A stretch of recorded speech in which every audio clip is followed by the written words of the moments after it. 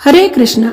दोस्तों, एक बार क्या होता है, वृंदावन का एक साधु अयोध्या की गलियों में राधे कृष्ण का जप कर रहे थे कि तभी अयोध्या की एक दूसरे साधु वहां से गुजरते हैं और राधे कृष्ण का जाप सुनकर वो पहले साधु से बोलते हैं, अरे भाई, जपना है तो सीताराम जपो, क्यों उस टेढ़े का नाम जपते हो।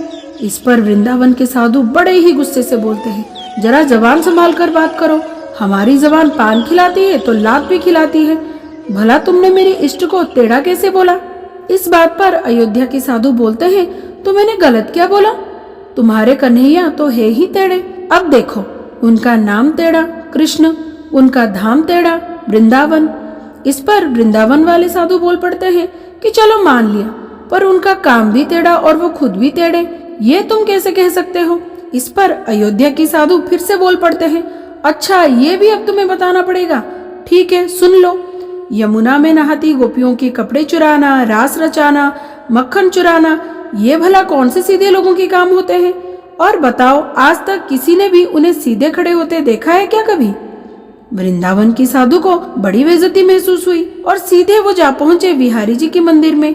अपने डंडा डोरिया पटक कर बोला, इतने सालों तक खूब उल्लू बनाया तुमने कन्हैया, ये लो अपनी लकुटी कमरिया। और पटक कर बोला, ये अपनी सोटी भी संभालो, हम तो अब चलते हैं अयोध्या राम जी की शरण में। और सब पटक कर साधु चल दिए। अब बिहारी जी मंद मंद मुस्कुराते हुए उनके पीछे पीछे चल पड़े और साधु की बाहें पकड़कर बोले, अरे भाई, कहाँ चल दिए, तुम्हें किसी ने गलत भड़का दिया है लगता है। पर साधु है कि माने ही नहीं, बोले नहीं, मुझे तो अभी जाना ही है अयोध्या, मैं यहाँ रुकूंगा नहीं। तो इस पर बिहारी जी बोलते हैं, अच्छा ठीक है, जाना है तो चले जाना, आखिरकार तुम्हारी मर्जी है, पर जाने से पहले ये तो बता दो कि राम जी सीधे और मैं कैसे टेढ़ा। कहते हुए बिहारी जी कुएं की तरफ नहाने चल दिए।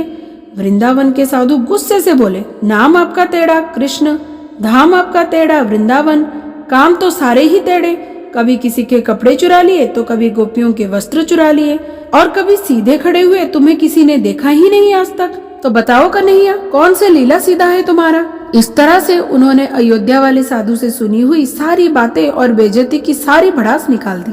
बिहारी जी मुस्कुराते रहे और चुपके से अपनी बाल्टी कुएं में गिरा दी। फिर साधु से बोले, अच्छा चले जाना, पर जरा मदद तो करते हुए जाओ, तनिक एक सरिया तो ला दो, मैं अपनी बाल्टी निकाल लूं। साधु सरिया ला देते हैं और श्री कृष्ण सरिये से बाल्टी निकालने की कोशिश करने में लग जाते हैं। साधु बड़े ही हैरानी से बोलते हैं, ये आप कर क्या रहे हो, सीधे सरिये से भला बाल्टी कैसे निकलेगी, सरिये को तनिक टेढ़ा तो करो, फिर देखो कैसे एक बार में बाल्टी निकल आएगी। इस पर श्री कृष्ण मंद मंद मुस्कुराते हुए बोले, जब सीधेपन से इस छोटे से कुएं से एक छोटी सी बाल्टी नहीं निकाल पा रहा, तो तुम्हें इस बड़े से भवसागर से भला कैसे पार लगाऊंगा। आज का इंसान तो इतने गहरे पापों के भवसागर में डूब चुका है कि इससे निकाल पाना मेरे जैसे टेढ़े के ही बस की बात है। ये कहकर बिहारी जी पुनः मंद मंद मुस्कुराने लगे। अभी साधु को कन्हैया की सारी बातें समझ में आ गई थी और वह हाथ जोड़कर प्रभु के चरणों में प्रणाम करने लगे।